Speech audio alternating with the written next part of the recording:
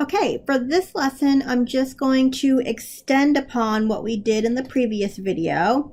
In the previous video, I showed you how to draw a histogram by hand. And now what I'm going to do is show you how you can do this on the calculator. So you should already have all your data still entered in on your calculator.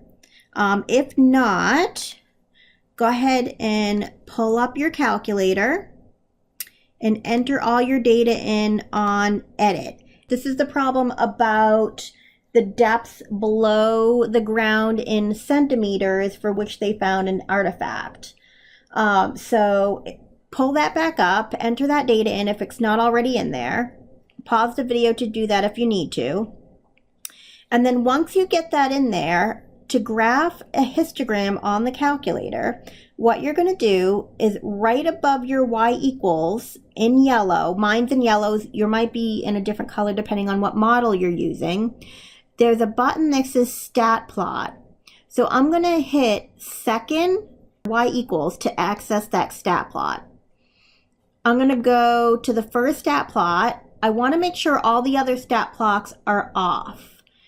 If they're on, all you have to do is highlight it, enter it, and go on and hit the off button and then exit back out.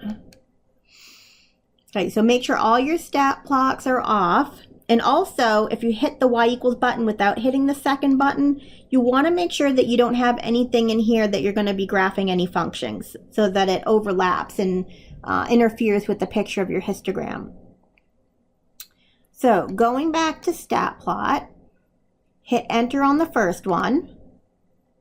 And you want to make sure it's on. So make sure it's highlighted on. And then the type of stat plot you want to do, this one's a scatter plot. Here's a line graph. And if you come down a little bit further, there's some box plots. Okay, so you have different options here. The one we're going to use here is the bar graph for histograms. Then we want to come down here, and for our list, since we put all of our data in list 1, I want to make sure that this says L1. If for some reason you entered your data into L2, you just want to change that to L2 by clicking second and 2 to access the L2 button.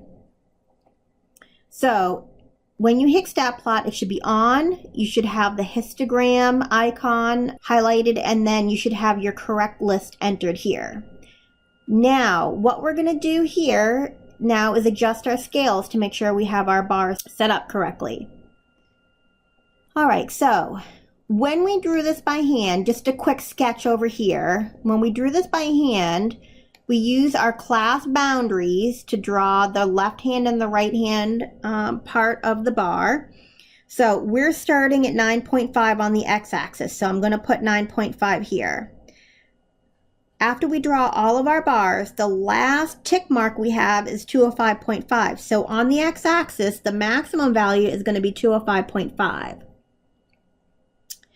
The scale is going to basically be the width of our boundaries. Since from here to here, we want to have a width of 28. Each of our tick marks is going to be worth 28. So we want X scale to be 28.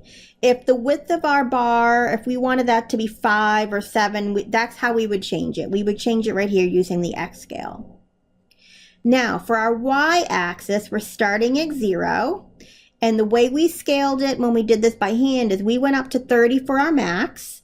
So our Y min starts at 0, our Y max goes to 30, and then we scaled it by 5s. So I'm going to put Y scale as 5. Then what I'm going to do is I'm going to hit the graph button, and it should make our histogram. And there it is. Now you can hit the trace button, and it will show you where you're at on the graph and what your frequency is. So it says the minimum is 9.5 and you want to be less than 37.5. So this is the bar that's from 9.5 to 37.5. And if you look over here where my arrow is, it says n is equal to 7. That's a frequency of 7. So if you look, our first class has 7 in it when we graphed it by hand. Then if I use the arrow button, it jumps up to the next bar and it says this bar is between 37.5 and 65.5. And this has 25. So that was our 25 frequency for that second class.